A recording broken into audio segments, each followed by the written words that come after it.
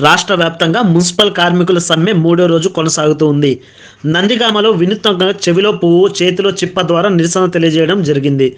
ఈ కార్యక్రమంలో సిఐటియు ఎన్టీఆర్ జిల్లా కార్యదర్శి కె గోపాల్ మాట్లాడుతూ మున్సిపల్ కార్మికులకు సమాన పనికి సమాన వేతనం ఇవ్వాలన్నారు. కార్మికులందరూ సంక్షేమ పథకాలు వర్తింపజేయాలన్నారు.